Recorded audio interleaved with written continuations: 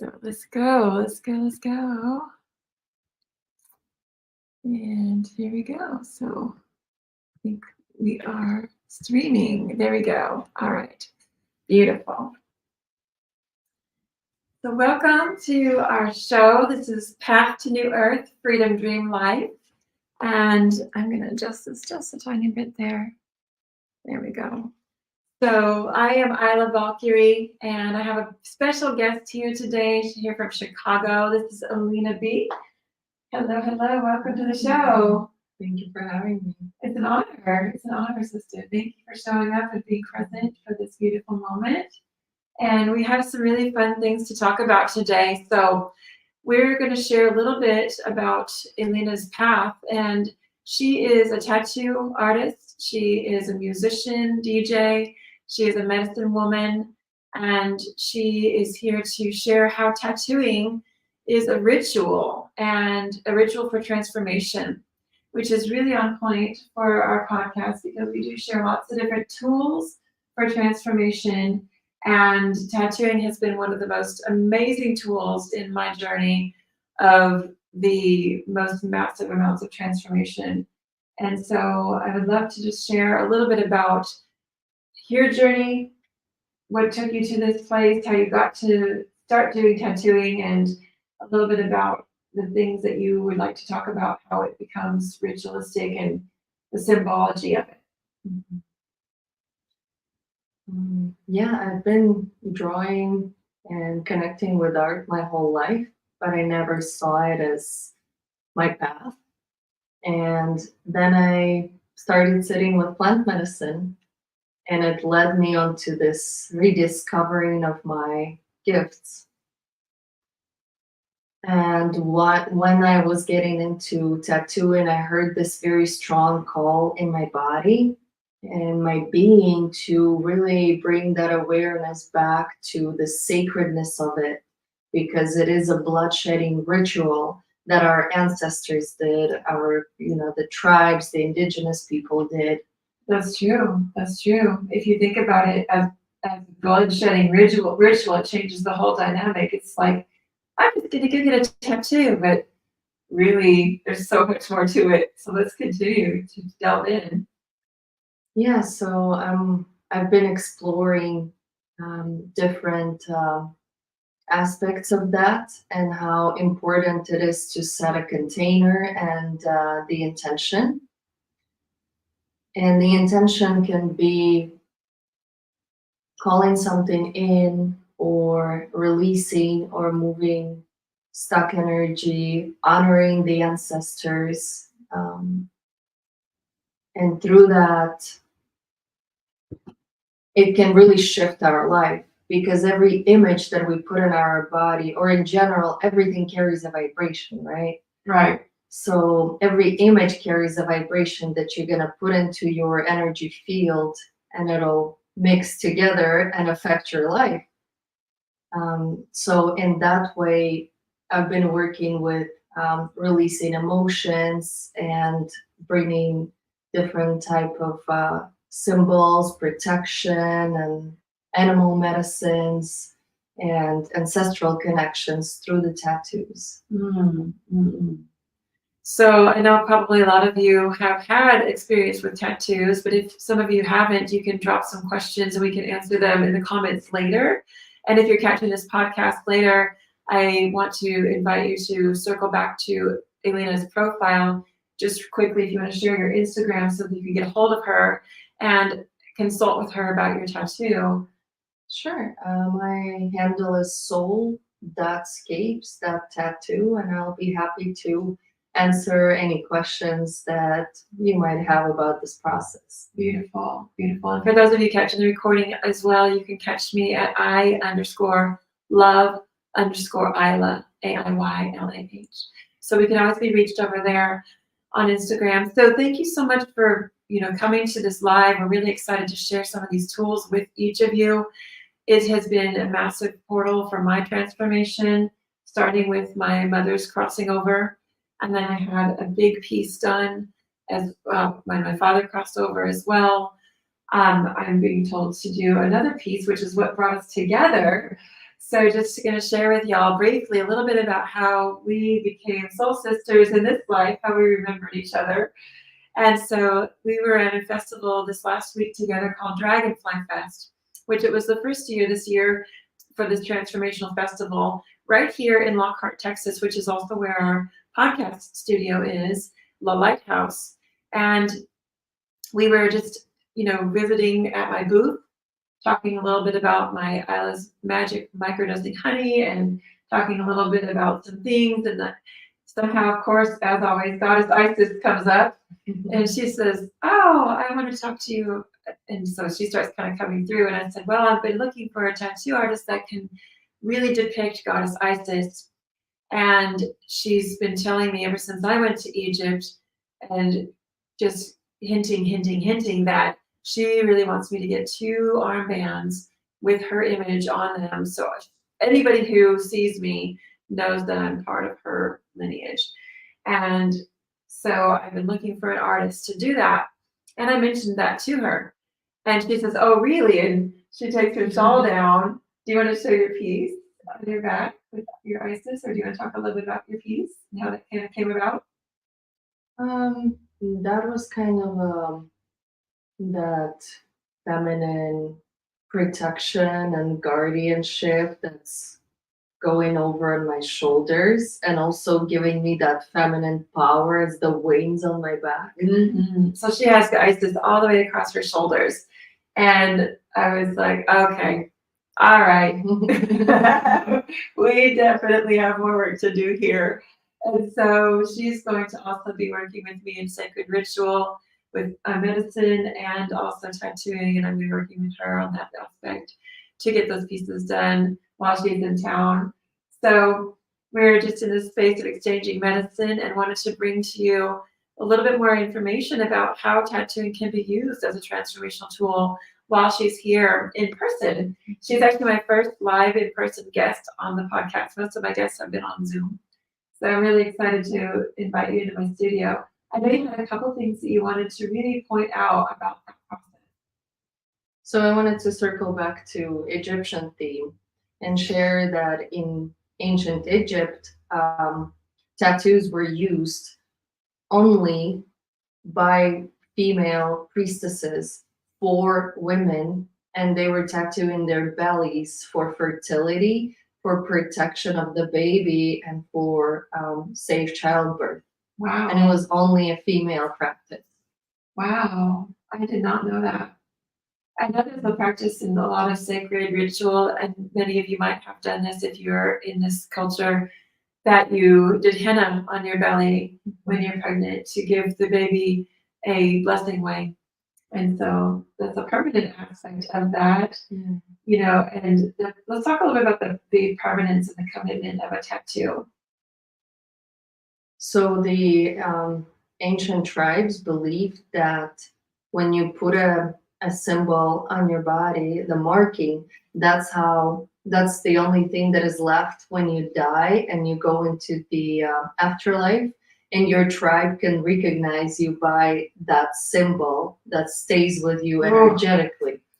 I just got full body chills. It does. It goes through the portals. It is a portal. Yes, tattoos are a portal that you open that stays open for the rest of your life.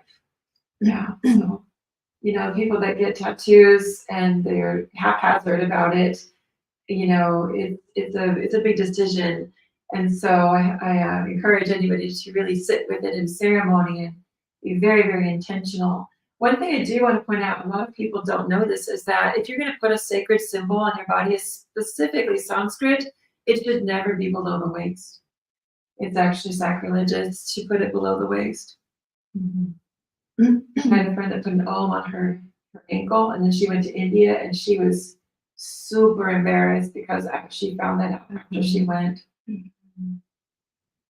Yes, also I want to bring that about putting people's portraits, for example, or names, because you're bringing that person's energy into yours, and you may not want to experience all the aspects of their personality. So you got to be very careful about the names and the portraits.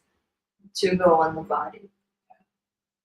And the intention is very important as well, because that's the energy that you are putting into that symbol. You know, it might be a flower, but to you it has some symbolism that is very specific. So it is honoring a certain thing that is specific to you.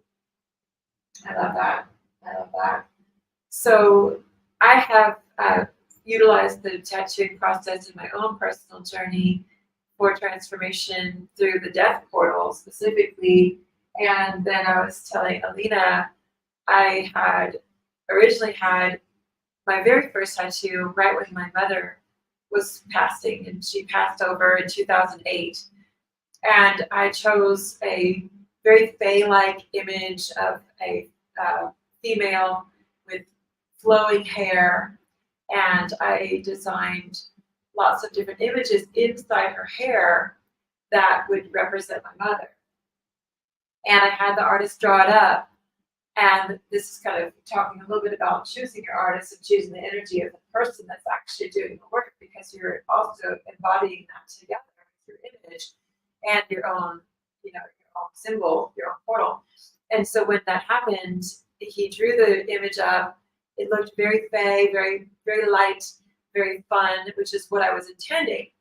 And then about 3 weeks later, when I went to go get the work done, he did the stencil on my body and laid it on my right hip, and it looked good, but it looked different. And I couldn't figure out what was different about it. It looked a little harsher, and I didn't understand that that was actually going to be depicted through the image. I thought, well, it'll soften up once he does the image, but he had shifted, and he had went through a very dark night of the soul and a divorce in those 3 weeks. And so when the image actually came through, it became extremely Native American. She was not European looking at all, and she was very tribal. The lines were really hard, and he even put a tear on her right eye. And I said, "What is that?" And he said, "Oh, that's a smile mark." And I was like, "No, that's not. That is not. No one smiles right here with a sideways line." I said, "What is that?" And he said, "Well, I was just told to put that there." And so, and I found out in tribal culture that they would tattoo a tear on their right eye for the loss of an ancestor.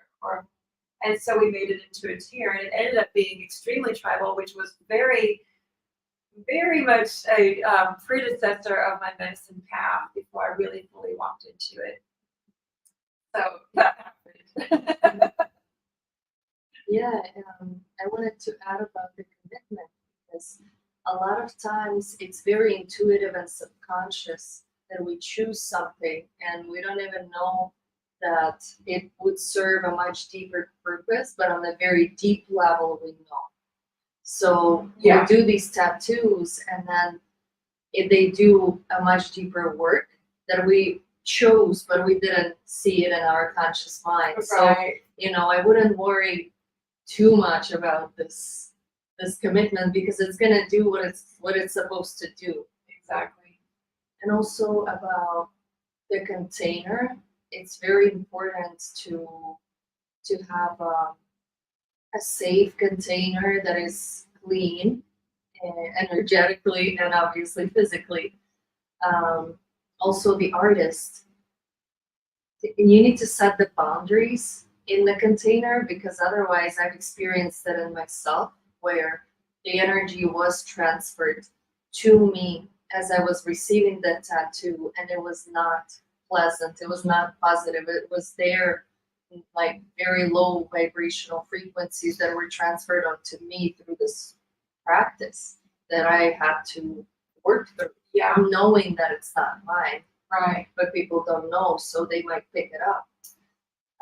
Also, when I was starting, I experienced this when I picked things up from the client, and it just exhausted me. It made me so tired and sick, and I also knew that, you know, that energy transfer. Yeah. So, do you have a ritual that you do to protect yourself before going in? And then do you ask your clients to do something, or do they just do their own thing?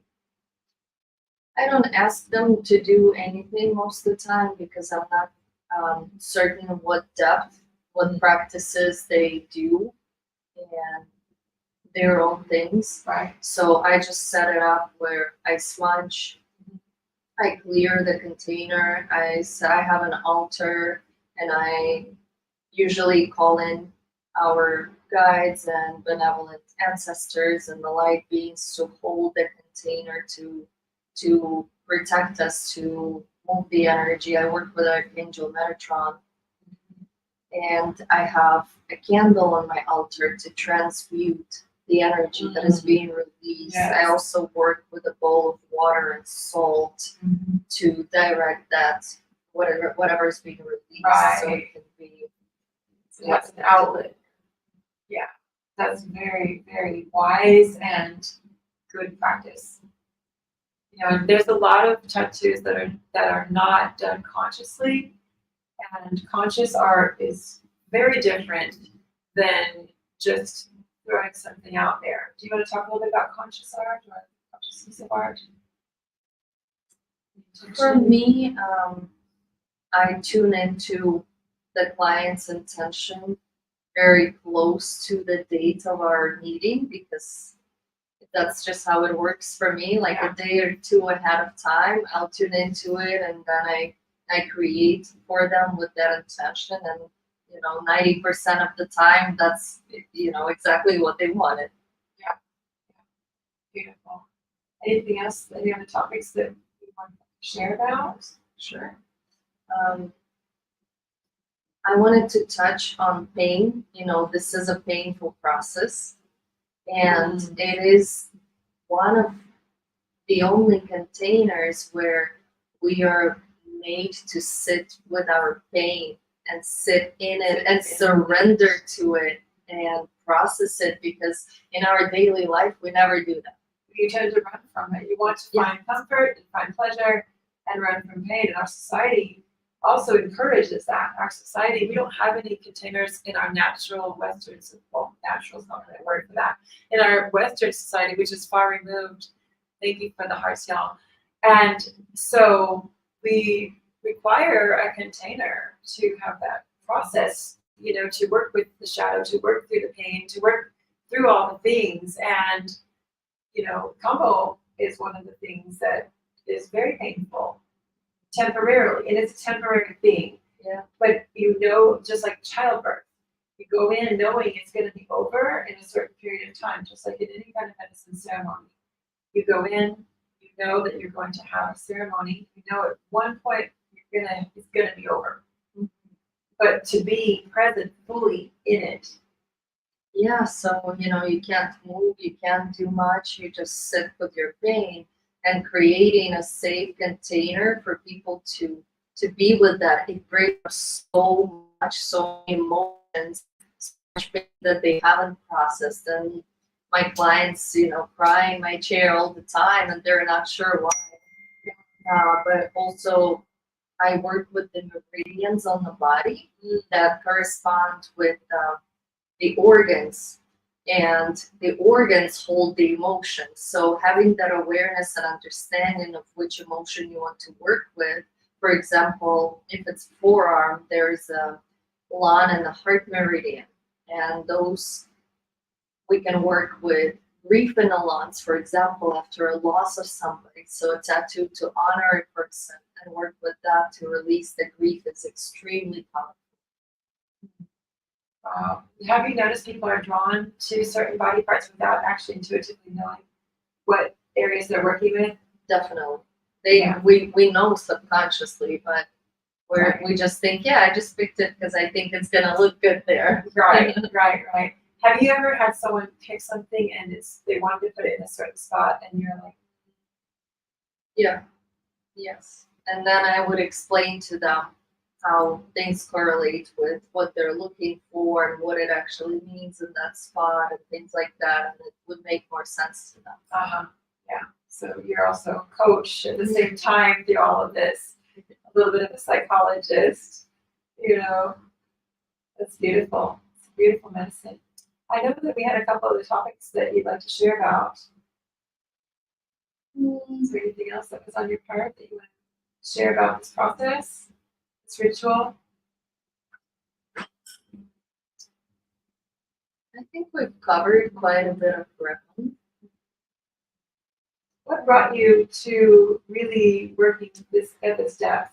Was it a combination of your art and working with the plants, and how did you get here? I think it's partially my own healing journey. I've been receiving tattoos for the past 16, 17 years as well, and had a lot of different experiences with that. But mainly it's plant medicine that's deepening my practices, that giving the elders, the places that I go to sit in with medicine, that share all this wisdom with me, that allows me a deeper and deeper understanding to bring back into my practice. Right. Yeah. And that's why we have community. That's why we need community, and why we are all each other's mirror. And also bringing awareness. I feel that in Western world, we don't have these practices. It's all lost, and we just don't have that understanding anymore. So for me, it's very important to bring that awareness back of how sacred this process is, so people can use it as a tool for transformation and not just art. Although I adore and respect just feeling this beautiful art, because when you have it on your body, it makes you feel empowered, it makes you feel beautiful. It's like this jewelry, It know? So I'm always happy to adorn bodies as well. Right. It doesn't have to be this deepest intention. Right. And it'll continue to do its work. Like you said, regardless of what the original intention was, it's going to do what it needs to do over time. And I've noticed that as well. Like as my Phoenix tattoo, I mentioned to you as we were talking before, it was a transformational process that started with me thinking, I have really done a lot in my life. It's time for me to get this Phoenix tattoo. And it was after my mother passed, after my father passed, after we had a major house fire. And I had really been through a lot, been through the fire. I really felt like I was out of the flames, where the flames were no longer licking at my heels. And I really have walked the path of the Phoenix. And so I decided to find an artist to do the Phoenix, and he did all the line work and did a really detail each little feather. It's a very large piece on my left thigh, which was also on the opposite side that I did my mother's piece. So the left side is the divine feminine, and the right side is the divine masculine. And so each of those sides also cross over and support each other. So they were very supportive, being balanced on either thigh. And so I thought, oh, this is going to be a one and done kind of thing, and it was a very detailed piece. So he only got the black and gray done. And then it was months and months and months. And I thought, I really would like to add a little color to this piece and fill in some of these feathers. And I found a woman at a festival that was a very conscious artist. Her work brought tears to my eyes and a warmth to my heart. And I felt a very strong symbology. So I asked her to work on my piece, and she added red coral and blue turquoise, very tribal, a lot of dot work, and it looked really beautiful, very Native American, with the feathers and everything. And I still felt like it was not quite complete. She did every single feather, but it still felt like it needed something, because the beak and the face and some of the wings didn't have any color. They were still open lines. And I felt there was something there. And I was continuing to go through more transformation, and then 2020 hit. And I thought, wow, this is okay. I'm doing this Phoenix, and then it's 2020, everything in the world is shifting completely. So we did some color on the wings, and I went back to the original artist. And he doesn't do a lot of color, but he started to do some color on the wings, and all of a sudden he just went around the whole entire Phoenix and just put smoke over the whole entire piece without really telling me what he was doing. And I was like, what's happening? he's like, oh, you're going through this period where you're rising out of the smoke, and it's very symbolic. And I was like, wow, it totally shifted the whole entire thing. And I was like, that is super intense. And then just a few months later, my 30-year marriage was over. I found my twin flame. I changed my whole entire path to walk my sacred path as a medicine woman. And it was like a forebearer to all of the transformation. And the Phoenix was like, oh, you're not done yet. I'm going to continue to help you move out of this. And you were completely risen out of that particular timeline at this moment now. So it's really interesting how people choose things and then they transform. It's beautiful. Thank you for sharing. Yeah, thank you. I've seen so many clients of mine that I've seen the shifts that are massive that have happened after them receiving a tattoo. Yeah. And it's been so beautiful to witness that transformation. Have you come back and worked on other pieces and added to them and just seen it grow? No, it's just kind of been separate things. Just like watching them on social media as they continue to grow, or they would come back for different pieces. Okay, and give you an update. Or they would give me an update. Yeah. I love that. Yeah. It's kind of like just being a psychologist in a way. It's the forms, for many, many, many years I did hair. And so, people would just sit down in your chair and just start telling you everything like a total random stranger. And you're like, wow, that was deep and overshare, but it's where we're at. So, and I think that as space holders, we tend to attract just to hold that container for people. So no matter what type of work we're doing, whether it's Reiki or energy work or body work or massage therapy or hair or any type of service like that, people do come to us to be helped and to be cared for and to be loved on. And like you said, some of it's just for the fun and the beauty of it, which is amazing as well. Yeah, these are very, like, especially with tattooing, it's such a vulnerable container because you're in pain, you're in so much trust to this person that you don't really know. You're putting all this trust in them to do this marking for the rest of your life. And to inflict this pain on you that you asked for, which is vulnerable on both sides.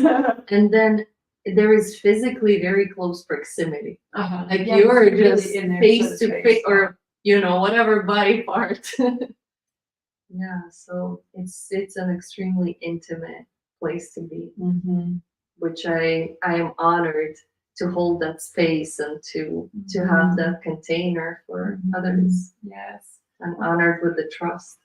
Absolutely. Well, thank you so much for doing the work that you're doing out in the world, Alina. And it's such an honor to sit here with you today and have you on my show and to share your beautiful magic and medicine with the world. Again, if you want to get a hold of Alina, will you drop your Instagram again? Yeah, it's soul, SOUL, .scapes, .tattoo, and you can find me on Instagram. Beautiful. Thank you, ladies and gentlemen and brothers and sisters of the light. It's been an honor to have this beautiful process today to share with you, and I'll look forward to seeing you on our next episode. Make sure if this helped you in any way to save it, to like it, to share it, and to make sure to subscribe. My podcast is Path to New Earth, Freedom Dream Life, available on Spotify and Apple and all the places where podcasts are, as well as my YouTube, which is at Inner Goddess Retreats. Namaste. Thank you. Thank you, thank you, thank you.